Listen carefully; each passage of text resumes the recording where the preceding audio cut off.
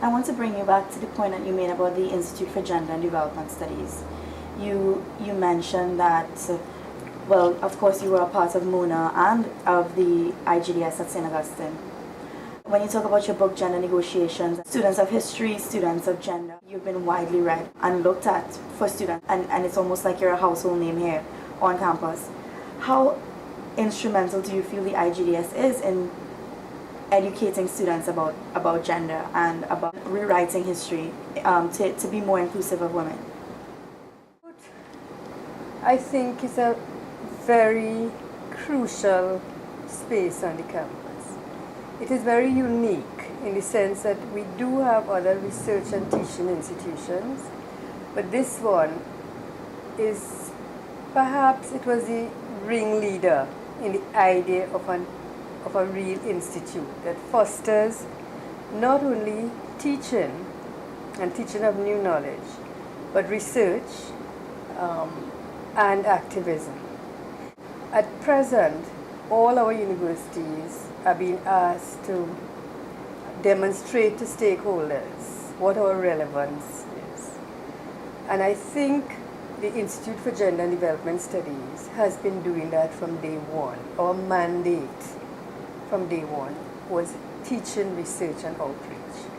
The Institute has been important as an institution on the campus, a ringleader in pushing that forward. And for instance, now, when I look at websites in the university, in the entire campuses, I would say that the Institute for Gender and Development Studies is still leading the way with the first online access, open access journal, with a website, a Facebook that is interactive.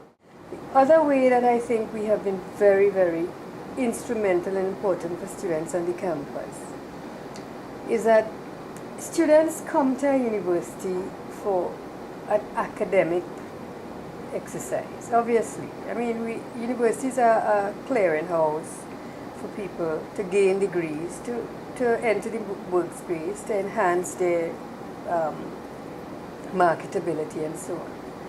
But any process of education is also a process of opening up yourself to your own personal involvement in why you are doing this.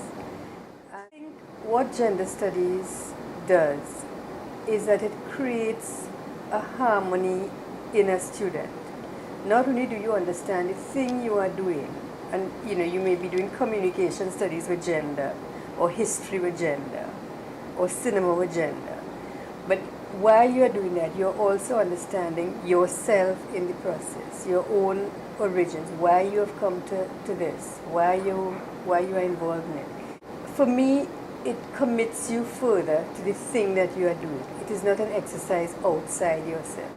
If you look at any good scholar, think of Edward Said. You cannot separate Edward Said from his commitment to Palestine and the Palestinian question. Yet he speaks, in a general, he speaks to all of us. And similarly, gender studies allows you, as a scholar, a young scholar or older scholar, to find the kernel of the questions, the reason why you ask the questions, to keep that commitment there. For gender and development studies, we do that in so many ways. For instance, the method of teaching, which invites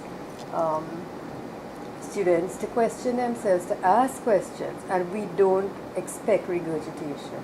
I remember when I taught cinema and gender the first time, Francesca Hawkins, who was in that class, and Francesca was an anchor woman on our national television for years, came up to me after. She was one of the first cohort, and she said, "Prof, this is the first course on campus that I have done where I felt that I had views and ideas too, and I can articulate them." And it was the way we teach. We invite students to share. Not that we do away with the text or we assume that opinion is knowledge, but we ask you to process that knowledge. I think that's a very, very important methodological, didactic point that we bring to teaching that perhaps remains too much of a secret.